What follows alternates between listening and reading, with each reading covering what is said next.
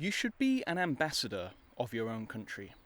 And as much as some people want to be entirely defined as maybe an individual or maybe even communist into some kind of eternal struggle or something like that, we're all a product of the countries of which we were born in. And at the end of the day, when we travel from place to place, from country to country, we represent that place abroad. And the way that I wanted to start this was with a little anecdote about something which was almost a complete opposite. And it was when I was actually travelling briefly when I was younger. And I went to a place that was a very hippie kind of island in Thailand. At least one district of the island was very hippie. And I hadn't really met anybody else out travelling except for this person so far. I was chatting with this person very briefly and I said, "Okay, so what country are you from?" And they said to me, "I'm from the universe." And now, it's a very hippie place, so you can see how that's a very hippie thing to hear. But to what I said at the start of this, as much as it's cute to say something like that, the person was an Israeli person. And there's just, from any nation that you come from, you represent your nation to some degree, unless something that's been quite an outlier has happened. So anyway, going on from that little opening, the real way that I'd like to open this video is by apologising to everybody out there, especially in Europe on the continent, on behalf of English people. Because the way that I see the reputation for English people on the continent of Europe is absolutely tragic. Because Englishmen have this huge reputation for being drunkards, for getting into fights, for being culturally ignorant, to being linguistically ignorant. And the linguistic side, there isn't really anything that I can say in that favour because I'm terrible at other languages as much as I try to learn Spanish. We have a huge reputation for going to other places across the world and just being ignorant. And it's just awful because, well, let's just say, I'm not going to say because yet, what I'm going to say is if you take, for instance, when it comes to like the European football, you'll generally see in the Euro football cups on the continent where they're hosted, let's say Spain or Portugal or Greece or Ireland or Germany or wherever they are, and one of the major things that people will be looking out for and cringing at is when the English fans go over there, and if there's a lot of hooligans of them, they will get into street brawls and street fights. And I've even seen videos, and I can't remember what sort of year this was from or anything. If I have something on the screen, that'd be awesome. But where Englishmen and Russian men would go on the streets and treat it almost as if like it's some kind of civil war and street violence and organising into pacts and like throwing like chairs from cafes or beer cans or whatever. And it's just despicable because it creates a reputation of Englishmen across the world.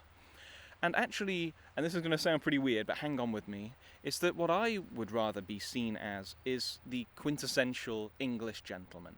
You know, I'd rather be seen as the idea of the English gent across the world, the worldly person, the one who's from the British Empire, the one who's travelled to all corners of the globe, absorbs other people's cultures, understands them, but still represents the law and order of their own country or the architecture of their country where they feel it's right, and the one that has inspired many other people across the world.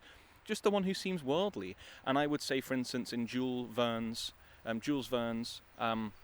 Around the World in 80 Days, where the main character travels the world in 80 days, as you can imagine, as part of a bet with another English gent, but he meets people along the way and he gets involved in things along his journey, and he just comes across as this worldly, wise, put together, courageous English gentleman, you know, who always knows the way out or always knows how to treat people right and things like that. And so without wearing some kind of like fedora or suit or something like that, I would like to represent the worldly, romanticised idea of the Englishman, which a lot of people growing up will have seen on television and believed that maybe that's just a figment of some kind of made-up thing now. Is it just an imaginative thing that someone made up?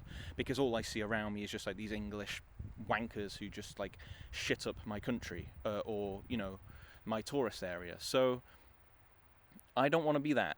This is what I'm saying, is that you should really be an ambassador of your own country and you should represent the highlights of your country as best as you can. And I want to go on to an anecdote where I went teaching in China to young children for about 3 weeks. It wasn't an official TEFL thing, but it was something like that. And on that, although I was teaching English, and of course I tried my best to teach English and get the message through to people who didn't speak very good English at all, I felt that what I was doing was less so representing a teacher of English, and more so I was an ambassador in the fact that for these young children that I was teaching, around 11 years old, they were going to grow up to become teenagers and adults and either make their way in like the whole world, as in travelling around as like a businessman or a professional, or they were just going to be within China. And over time, their ideas of England and Britishness I think my presence with them as a teacher would kind of be a little nugget of information in the back of their head, something they can always reminisce on, that they've always seen an Englishman in this way, and they admired the perspective, the cultural perspective, or they admired something about, or at least they were a good person at the very least, you know. And I say that actually because the world is getting a bit more tense in many ways, and as much as I'm not a leftist, I'm not left-wing, I understand that some of these areas of nationalism can get very tense in a lot of the world, and when it comes down to the reality of it, in my view, and I would explain this in more detail in another video,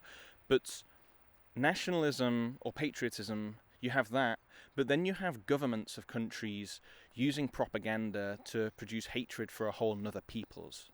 And I don't have to get into specific examples of that. Even in, I guess if I actually do go into a specific example, the idea of like how the Chinese Communist Party likes to gin up a lot of hatred towards America and the West in a wider way, in a covert way which you don't see very much in the news or anything like that.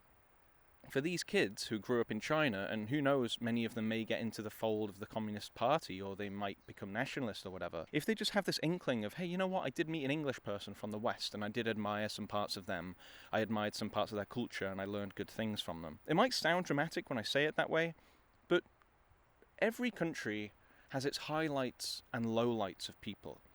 I say every single country on Earth, every single peoples, every single ethnicity has its highlights and its lowlights. It has its highlights and its lowlights. And just meeting that one person from a country which you may have never really thought of or had a reputation about, just one person has the ability to completely change your perspective of that country. Not because everyone literally treats each other as ambassadors to other countries, but because you will always have something in your head of, hey, that was a Bangladeshi person that I met that was admirable and upstanding and very helpful. Or that was a Chinese person that I met that was upstanding and amazing. Or, you know, that was an American, or that was an Englishman, or whatever. It doesn't matter, I'm just picking random countries, right? It all adds up into something like that. So to kind of sum this up, as world affairs become more tense, our impressions of nationhood will matter more and more. And so I think I'll leave that video there. This has just been a quick Wren. Welcome to the channel if you haven't been here before. I do have a Discord server, and if you're someone who enjoyed this video and you're like-minded with the kind of videos I make or the kind of things I discuss, join the Discord. You'll really like it there. We've got a good gang of people there so far, and you'll be getting in early. If you did want to just drop me a little bit of money because you liked this video or you liked the videos that I make, I just have these kind of token areas of, like, I take Bitcoin donations.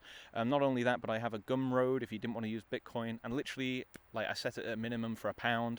Like, really, I'm trying to save up to get a good cinema quality camera and a better microphone. If you wanted to contribute to that, go ahead, but otherwise, don't worry about it at all. This has been a quick Wren, and thank you very much for watching, everyone.